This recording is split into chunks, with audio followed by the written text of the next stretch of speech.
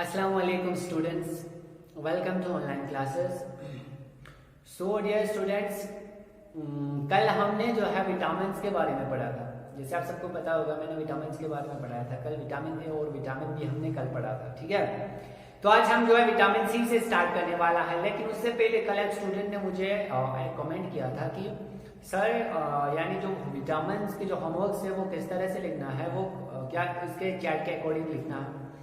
तो आप लोगों को क्या करना है, होमवर्क के लिए मैं नहीं दूंगा। होमवर्क आप लोगों को कुछ इस तरह से लिखना है, जिस दिन में जितना पढ़ाता हूँ ना विटामिन, यहाँ पे चार्ट के अकॉर्डिंग मैं आप लोगों को थोड़ा थोड़ा करके पढ़ा रहा हूँ, इसलिए ताकि आप लोगों को कंप्लीट होमवर्क भी उसी के अकॉर्डिंग अच्छे से कंप्लीट हो जाए, ठीक है। तो मैं जितना पढ़ाता हूँ आपको उतना ही लिखना है, ठीक है। आज मैं विटामिन सी और विटामिन डी, फॉर एग्जांपल मैंने आज विटामिन डी के बारे में पढ़ाया। देखो यहाँ पे उसके कुछ सोर्स है, for example milk, butter, green vegetable. आपको भी इसी तरह से लिखना है कि विटामिन डी ऐसे यहाँ पे लिखना है, ठीक है। इसके बाद यानी जैसे यहाँ पे बनाया वैसे ही आपको चार्ट अच्छे से बनाए, लेकिन जरूरत नहीं है कि सारा चार्ट किसी एक कॉपी पे ऐसे ही बना दो। जितना मैं पढ़ाता हूँ उतना ही लिख दो, ठीक है। उतना ही चार्ट बनाओ, एक इतना सा चार्ट बनाओ। आज विटामिन सी और विटामिन डी में पढ़ाऊं तो आज विटामिन सी और विटामिन डी का ही चार्ट बनाना है, सारा चार्ट नहीं बनाना है, ठीक है। ऐसे ही आप लोगों को होमवर्क लिखना है, लेकिन लिखना है यहाँ पे जितना दिया हुआ है। It's very important for you, ठीक है। सो आज हम विटामिन सी के बारे में पढ़ने वाला है, ठीक है।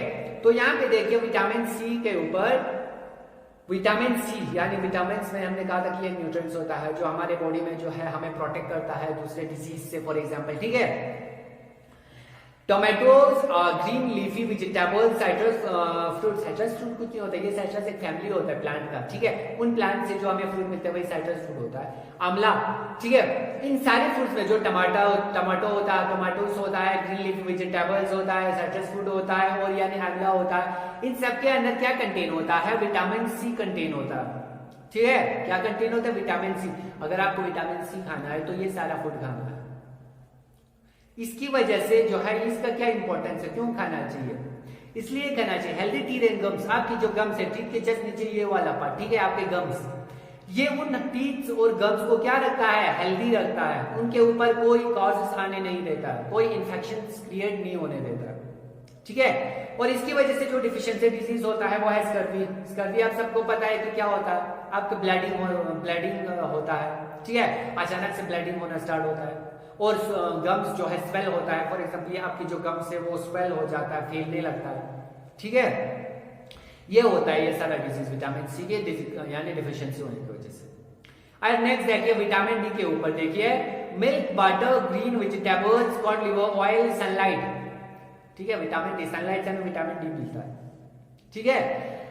जो विटामिन डी है वो इन सब के अंदर होता है। अगर आप सनलाइट में नहीं जाओगे तो आपके बोन्स जो है डिफॉर्म होता है, ठीक है। क्या वो डिफॉर्म क्या होता है मैं समझाता हूँ आगे। देखो ये सारा फूड, अगर विटामिन डी चाहिए तो ये सारा फूड खाना है। मिल्क खाना है, बटर खाना है, ग्रीन वेजिटेबल्स खाना है, कोड लिवर ऑयल खाना है। ये मैंने कहा था फिश के अंदर प्रेजेंट होता है, एक्वेटिक फिश होता है।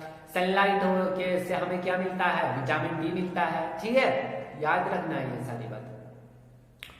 इसकी क्या इंपॉर्टेंस है भाई, क्यों लेना चाहिए? अगर कोई पूछे तो ये इसलिए लेना चाहिए, help in the formation of teeth, क्योंकि ये टीथ की फॉर्मेशन करवाता है। फॉर्मेशन का मतलब आपके टीथ को जो है ये एक शेप देता है, एक अच्छे स्ट्रक्चर देता है, आपके शेप देता है आपके टीथ को, आपके बोन्स को, ठीक है। Teeth and bones and keep them healthy, और उनको हेल्दी रखता है। ये क्या करता है, इसकी क्या इंपॉर्टेंस है? ये हमारे बोन्स और टीथ को क्या करता है? एक फॉर्मेशन करता है, यानी प्रॉपर एक शेप और स्ट्रक्चर ये प्रोवाइड करता है हमारे बोन्स को या हमारे टीथ को, ठीक है। अगर इसकी डिफिशियंसी इनकेस हमारे बॉडी में हो गया तो क्या होता है? इसकी वजह से रिकेट्स होता है। रिकेट्स एक डिजीज है। रिकेट्स में क्या होता है भाई, ये कौन सा डिजीज है?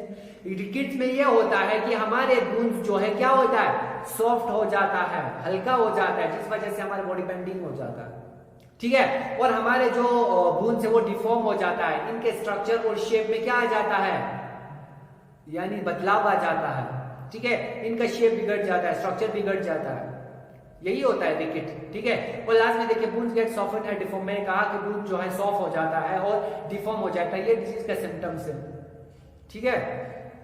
इसके बाद नेक्स्ट देखिए आपको आता है vitamin E. Vitamin E next देखिए आपका आता है next vitamin E. Vitamin E की वजह से क्या होता है? देखिए vegetable oils, milk, butter, whole grains and vegetables. Grains जैसे पता है आपको, बहुत सारे ग्रेन्स आपके पास, व्हीट ग्रेन्स, राइस ग्रेन्स, ठीक है, वो सारा ग्रेन्स, वेजिटेबल्स, ऑयल्स, जो वेजिटेबल्स है जो तेल मिलता है, ठीक है, मिल्क, बटर और वेजिटेबल्स जितने भी होता है, ठीक है, उन सब से हमें क्या मिलता है? विटामिन ई मिलता है, ठीक है, क्या मिलता है? विटामिन ई मिलता है। हाँ भाई, विटामिन ई खाने का क्या इंपॉर्टेंस है? विटामिन ई खाने से क्या होता है अगर पूछे तो भाई, विटामिन ई खाने से strengthen the bone, muscle and bones. हमारे बोन्स और मसल स्ट्रेंथन का मतलब होता है स्ट्रॉन्ग होना, ठीक है, स्ट्रॉन्ग होता है। Fight against toxic substance in the body. जब हमारी बॉडी के अंदर कोई टॉक्सिक सब्सटेंस आ जाता है, कोई ऐसी चीज जो हमारे बॉडी को इन्फेक्ट करता है, हमारे बॉडी को कोई नुकसान पहुंचाता है, अगर ऐसा कोई चीज आया तो क्या करता है वो? उसके अगेंस्ट क्या करता है? डिफेंस करवाता है। समझ आया?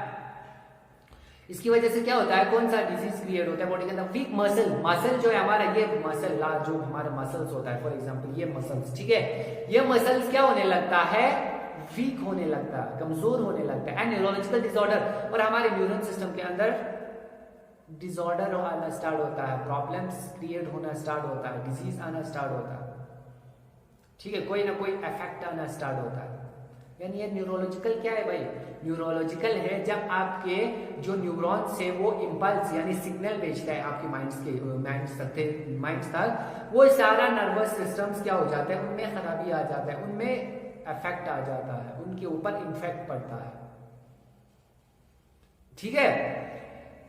हाँ, इसके सिम्टम्स देखिए, जो डिजीज सिम्टम्स हैं, डिफिकल्टी इन वॉकिंग, आपको चलने में दिक्कत हो जाएगा, रिड्यूस रिफ्लेक्सेस, जो आपका जो बॉडी टेम्परेचर है वो अचानक से लॉस होना स्टार्ट होगा, ठीक है, loss of coordination of limbs, अब आपकी जो ये लिम्स है ये ठीक से कोऑर्डिनेट नहीं कर पाएगा। फॉर एग्जाम्पल आप कोई पत्थर उठा रहे हो तो ये आपकी कोऑर्डिनेशन नहीं करेगा, ठीक है, आपका साथ नहीं देगा ये लिम्स, क्योंकि ये वीक हो चुका है, ठीक है, क्यों?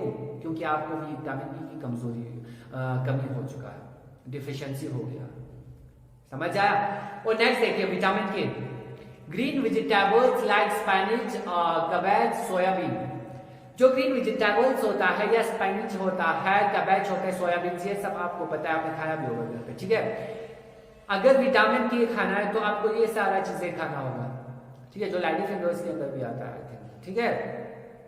Help in the clotting of blood, ये हमारे ब्लड को क्लॉटिंग करने में मदद करता है। क्लॉटिंग क्या होता है? क्लॉटिंग होता है ब्लड का जम जाना, ब्लड किसी एक जगह पे रुक जाना, जम जाना, ठीक है, क्या हो जाना? जम जाना, ब्लड जम जाना, क्लॉटिंग।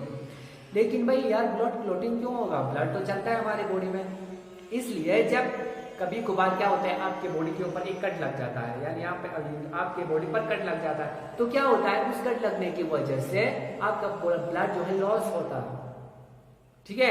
अगर विटामिन के नहीं होता तो ये ब्लड, विटामिन के का इंपॉर्टेंस क्या है? ये ब्लड को क्लॉट करता है, यानी जमा देता है किसी जगह पे, ठीक है। अगर ब्लड क्लॉटिंग नहीं होते तो आपका यहाँ पे जो कट है, यहाँ से ब्लड लॉस हो रहा है तो वो रुकता नहीं, हमेशा हर टाइम क्या होता है? लॉस होते हुए, जिसकी वजह से आपको क्या हो सकता है? डेथ भी हो सकता है, सीवियर डेथ, ठीक है।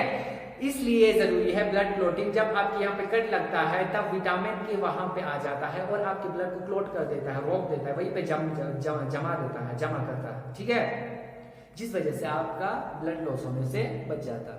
समझ आया ब्लड क्लॉटिंग होना क्यों जरूरी है? हेमोरेजिक कंडीशन, ये हेमोरेजिक क्या है यार? हेमोरेजिक कुछ नहीं है, हेमोरेजिक का मतलब है, ये एक मेडिकल टर्म है जो ब्लीडिंग के लिए यूज करता है। हमारे यहाँ से खून नहीं बहता है, खून बहता है जब, ठीक है, ब्लड जब फ्लो होता है, यहाँ से कट लगने पर ब्लड फ्लो होता है, उसी ब्लड फ्लो होने को क्या कहता है? ब्लीडिंग कहता है। उसी ब्लीडिंग को क्या कहते हैं? हेमोरेजिक। ये मेडिकल टर्म यूज किया हुआ है इसलिए, ठीक है, कुछ नहीं होता। हेमोरेजिक का मतलब होता है ब्लीडिंग होना, यानी खून बहना, यानी ऐसा कंडीशन आ जाता है जिसमें आपको ब्लीडिंग आ जाता है, ब्लीडिंग हो जाता है, ठीक है।